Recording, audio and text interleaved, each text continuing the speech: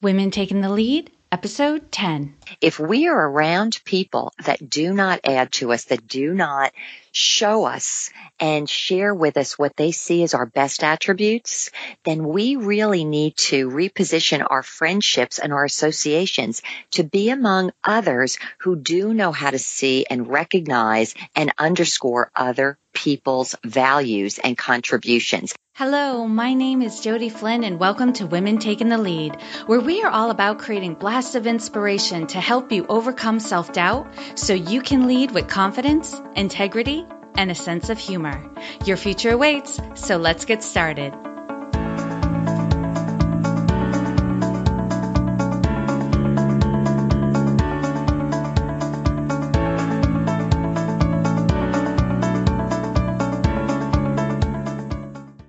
Hello, everyone, and thank you for joining us today. I'm here with Maura Sweeney, former award-winning corporate manager, public advocate, and homeschooling mom. Maura is enjoying her third act as cultural journalist for the 21st century. A Boston College graduate and world traveler who has pioneered her own path to success, Maura is an author, podcaster, and Huffington Post contributor, inspiring others to live happy inside out. Maura, that's just a teaser for everyone, so tell us more about you and where you came from.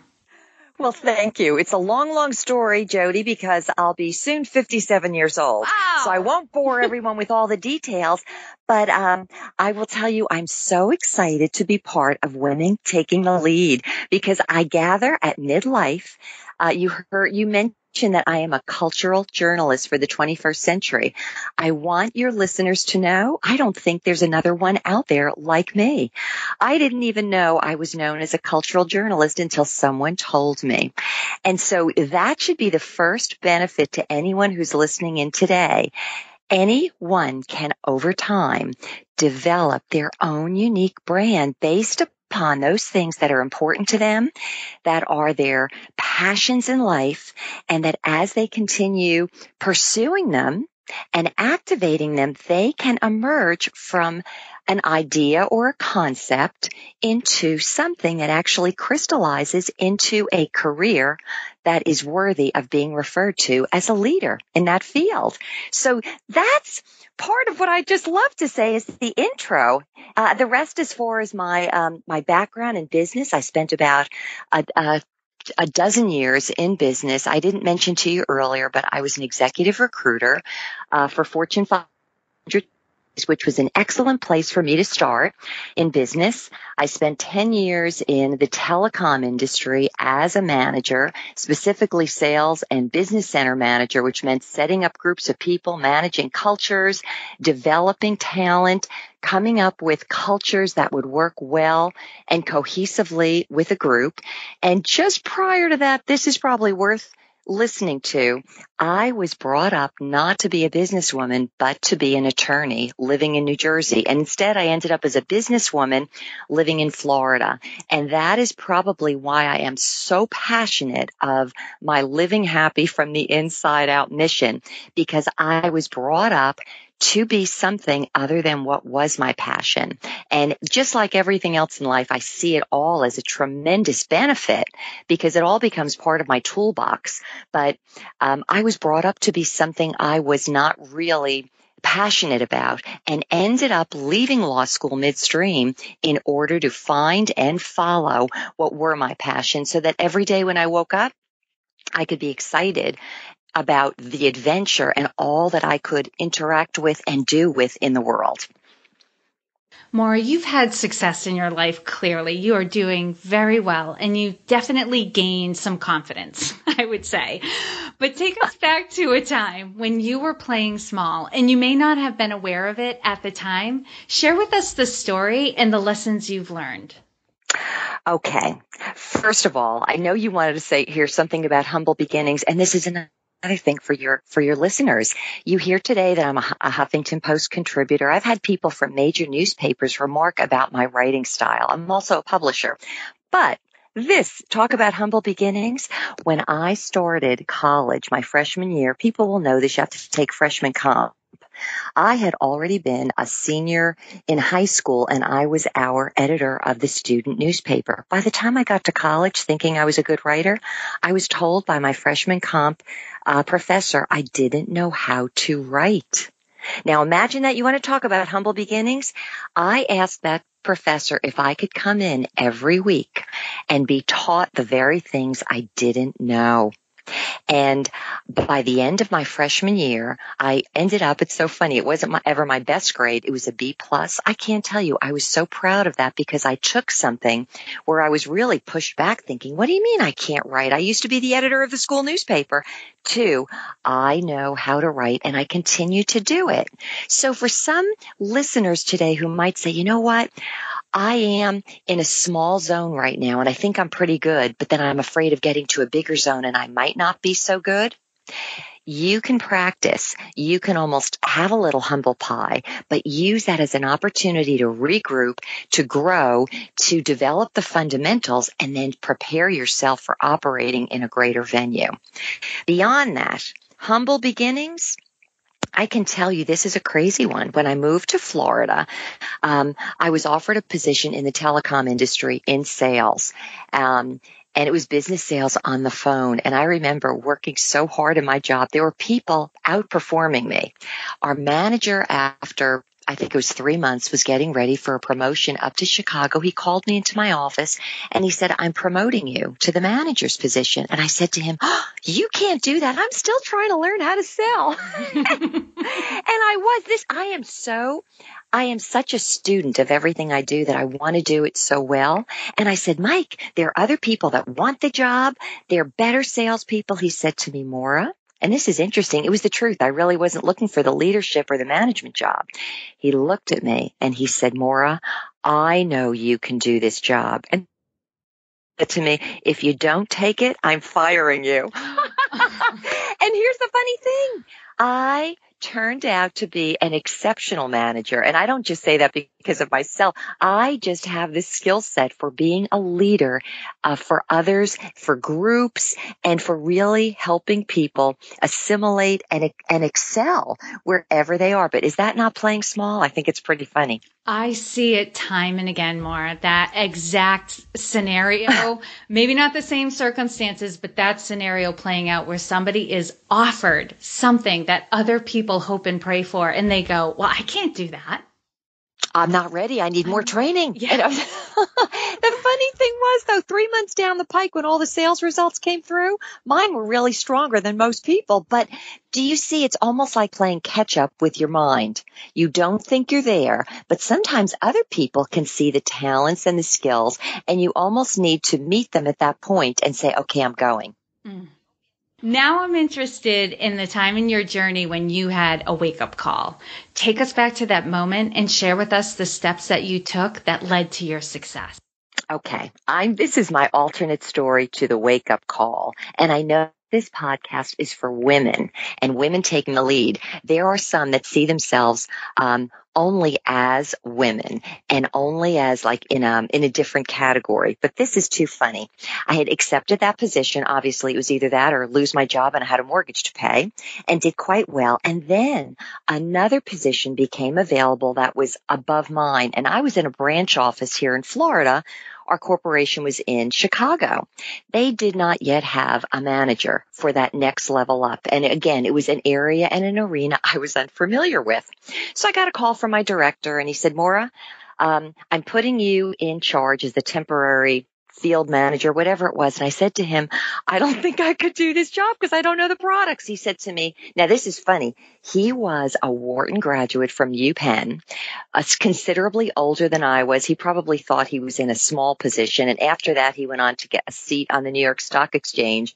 But very much the old style corporate executive. He said to me, you know how to do this job. Well, what happened is that I ended up taking the reins. I acquired the new responsibilities, and on the 1/3 of the whole country, we were on the East Coast. We had 3 different arenas within our national corporation. I think I emerged at the top with our results. Several months later, the same manager sent a newbie into my office that I was supposed to meet because he was going to be my new manager. So I ended up saying to the same director, wait a minute, you told me several months ago I could do a job I didn't think I could do. I've been doing it. You told me I did it exceptionally well. I'm outperforming the other managers. You are not giving this job to anybody else.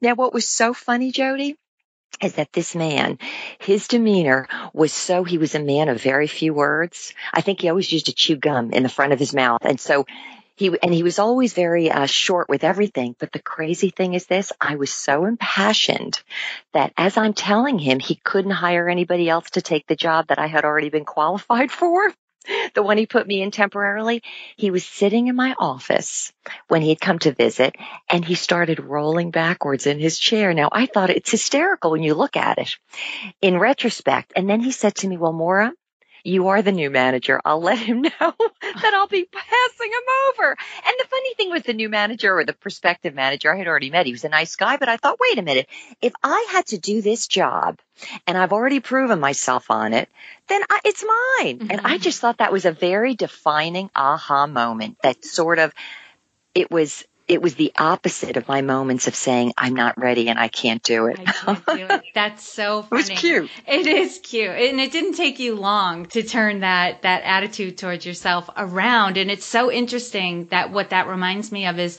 sometimes we really need to listen to other people when they tell us what we're capable of, when it's beyond what we think we're capable of. You know, that's a very good point. And could I add something to that?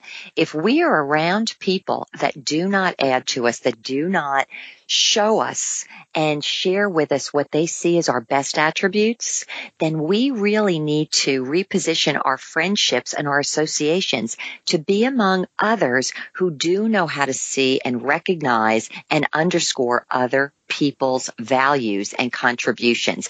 Because when you're around people that are affirming, and I could speak of compliments, not flattery, but I'm talking about genuinely affirming people. We need people like that in our circles, and we also need to be the kind of a personality and an assistance to others, because what we become is a bright mirror to them and a reflector back to say, you know what I see in you? I see that you are excellent in this arena. Or, oh my gosh, I didn't know you had those talents. We need to be more around those kinds of people so that we start to undo maybe some of the thoughts we might have had of ourselves as being not so talented, not so gifted, not so prepared for something, and be around people that will uplift and encourage us in where we're already going. Amen. And what I want everyone to get is there's no one way to lead. We're all different. We're all going to lead differently. There's no one perfect way to do it. So how would you describe your leadership style? Oh, I love that question. And I agree with you. There are so many styles, but I would call mine collaborative, collective, and I work with a team mission. That means everyone has a place and a vital part in the overall goal that we share. And I would also say I respect and value everyone in a non-competitive environment. Now, that sounds strange from someone who spent over a decade in highly competitive industries and in sales. But I'll tell you, to have that kind of a mindset is so empowering, not just to the leader, but to everyone else on the team. Everyone then gets an opportunity to share, to grow, to contribute, and to feel valued. So that's my style. I love that. And what is one thing that you're working on right now that you're really excited about? This is fun for me. I am planning a month-long trip to the Balkans where I will be addressing four different locales in the Balkans, university groups that are involved in business studies as well as psychology. And then I'll also be addressing an international business conference in Dubrovnik, Croatia. So here I am as a woman who didn't have a background in doing what I'm doing right now as a cultural journalist, where I've created really my own my own message and my own brand that was probably always in my heart and I've been working it out. But imagine being the invited guest in the Balkans at universities and at an international business conference where they want to hear what I have to say about becoming a person of influence and a leader by living happily from the inside out. And by that, I mean not always trying to please the outside world, but finding out what our own value systems, our own interests, our own convictions are and living out of those places. So I'm very excited. I'm excited for you. And that would be something we could do a spin-off conversations to a lot of the things that you're talking about. But I'm gonna just try to keep hold of it for here. And then maybe someday we'll bring you back and have you talk more about your experiences and what you learned there. I'd love to. Awesome. Okay, now I'm going to do a quick leadership roundup. So tell us, what is one practice that makes you a better leader? Conviction. Everything, there are a lot of people that'll tell you how to do something, but they don't necessarily believe in it. I am fully convinced by my own words because I live them. And I think that there's something in that where I embody my words. And so that does create me as a worthwhile leader, someone worthy of listening to. Conviction. What is one book that you would recommend to a woman to help her develop her leadership? Okay, get your pencils out. I've got it. Okay, this book is it's not one on the top 10 list, but I love it. It's short. It's called Business Success Through Self-Knowledge. The author is William D. Anton, who's a PhD from the University of South Florida. This book is a short read, but what it does is it gets inside the mind of anyone who's looking to be a bigger and an effective leader. And the thing that's so important about this one is that we all grow up and we end up contouring and confining ourselves to a smaller vision than the one we were really meant to have in life. And this book is great on a number of levels for challenging the reader to see themselves as bigger and definitely more influential. So Business Success Through Self-Knowledge, William D. Anton, PhD. Love it. What is your favorite healthy food? Could I give you a liquid food? It's my smoothies. Yes. So you're the second person who's offered up a smoothie. Tell us what you put in your smoothie. Oh, well, I'm big with bananas and blueberries, but the other thing I throw in alternately is kale.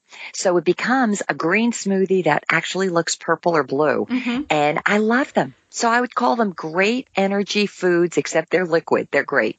I love them too. And I'd love to get like some of your favorite recipes so we can throw it up on your show notes page on the website so people can go and grab recipes there. Yeah. I will do. Awesome. Knowing what you know now, if given a chance to go back and do anything differently, what would you change? Oh, I mentioned at the beginning of the show, everything in life I see as an ultimate benefit. But I would say this, I was halfway through law school doing what I was told to do by my family. It was what I was groomed for. If I really could, I probably would go back and skip law school because it wasn't my thing. And I would have gone for a master's in foreign relations at Georgetown or something like that because I've always had an interest in foreign relations and on a global level. And so that would be the one change I would make. And here you are going to the Balkans. I know, which only goes to prove it doesn't matter because you get where you're going anyway. I was just thinking that your whole message has been about don't sweat like all the exterior stuff. Just follow your heart, follow your values. You'll be on the right path and everything you want to come with you will come to you. But yeah, your story really encapsulates that. So that's great. Oh, well, thank you. You're welcome. And before we say goodbye to you, Maura, share with us a success quote or a mantra and why it has meaning for you. Okay, I love this one. I've been using it a lot lately, and I'll probably use it when I go away. It's from John C. Maxwell, who is, the famous author when it comes to leadership. Ready? Yes. Leadership is not about titles, positions, or flowcharts. It's about one life influencing another. True leadership, this is my add-on, is all about one life influencing another. And I love that one. Absolutely true. Okay, what is the best way for our listeners to contact you? The best way, since I do a number of different things, is go directly to my website. It's Maura, my first name, followed by the number 4 and the letter U. Maura for you, because I'm always for you. Mm-hmm. So mauraforyou.com. When they're there, they can subscribe to my podcast. There's even a connection to my Huffington Post blog. I post regularly, and I have one other way if your guests would like this. I have a series of books I've written on the art of happiness, and one in particular that I think your listeners would enjoy. If they write to me, I will send it to them, a free PDF, and it's write to me at mauraforyou.com and ask for the book called Competition. And I think this will be a very good book. It's a long tail story about how not giving in to negative temptations to compete with someone or anyone, and instead just following your own passions and interests from within ultimately gets you everything you want and so much more happiness along the way. I love that. And we're going to have all of this on your show notes page as well, so people can find it there. So if anyone's driving, don't feel like you have to get on your phone to find it right away. It's all there for you in the show notes. Maura, thank you so much for taking the time to inspire and enlighten us. We are all better for having met you. Well, Jody, thanks so much for having me on. It's been my pleasure and an honor. Inspirational. And you can find all the resources mentioned in this episode at womentakingthelead.com, or you can use the short link, which is womentl.com, and you can find Maura in the podcast tab. And if you have a few minutes and you're not driving, if you could head over to iTunes and leave a rating and a review for this episode, that would be fantastic. And hit the subscribe button and download the episodes that you've missed if you're liking what you're hearing. This really bumps up the visibility of the podcast on iTunes so that other people just like you can find it, listen in, and share their stories. Thank you all for joining me on Women Taking the Lead. And to strengthen you on your own leadership journey, I'd like to send you off with a quote from Marianne Williamson, so here goes. Our deepest fear is not that we are inadequate. Our deepest fear is that we are powerful beyond measure. It is our light, not our darkness, that most frightens us. We ask ourselves, who am I to be brilliant, gorgeous, talented, fabulous? Actually, who are you not to be? You are a child of God. Your playing small does not serve the world. There is nothing enlightened about shrinking so that other people won't feel insecure around you. We are all meant to shine as children do. We were born to make manifest the glory of God that is within us. It's not just in some of us, it's in everyone. And as we let our own light shine, we unconsciously give other people permission to do the same. As we are liberated from our own fear, our presence automatically liberates others. Again, thank you for joining me, and here's to your success.